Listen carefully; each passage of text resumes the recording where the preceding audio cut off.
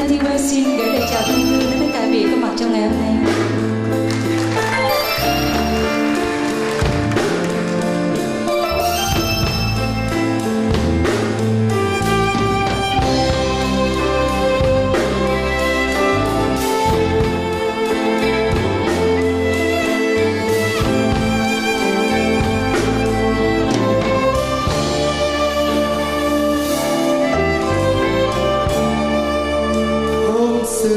Anh vô tình, hôm xưa em vô tâm, nên mình chẳng chung thân, nên mình chẳng chung thân.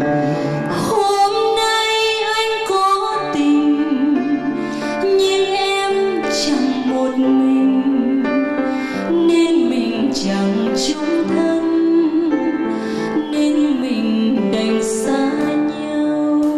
Hôm xưa em nhỏ dại, hôm xưa em thơ ngây, hôm xưa em còn bé, nên tình chẳng nở hoa, nên tình chẳng nở hoa.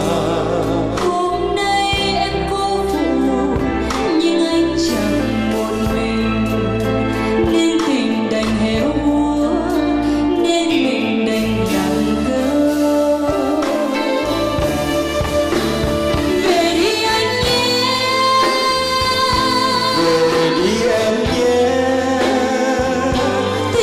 Chỉ thế thôi, có xin không ngờ, nên mình chẳng chung thân, nên mình chẳng chung thân.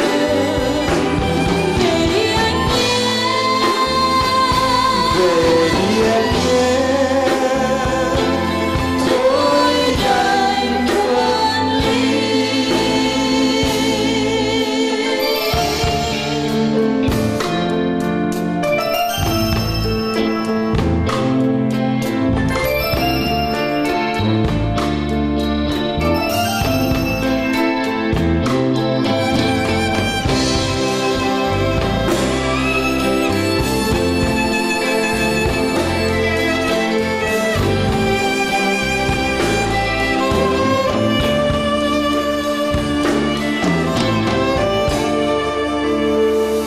Hôm xưa em vô tình, hôm xưa anh vô tâm, nên mình chẳng chung thân, nên mình chẳng chung thân.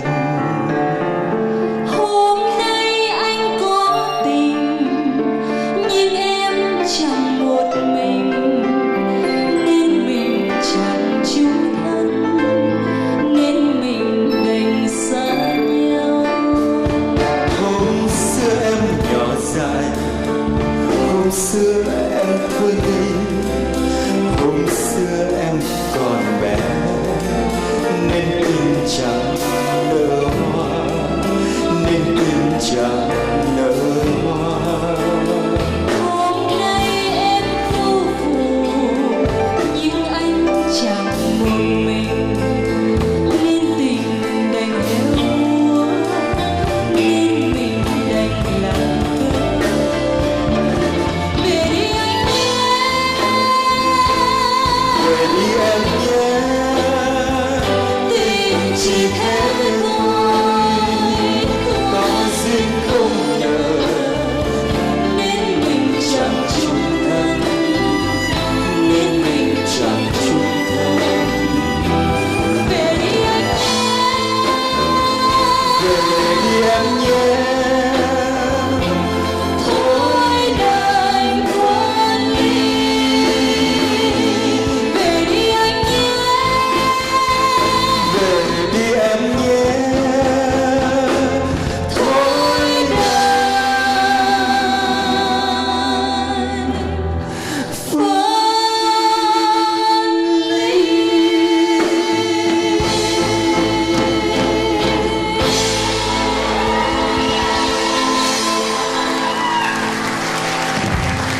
Mai Thiên Vân.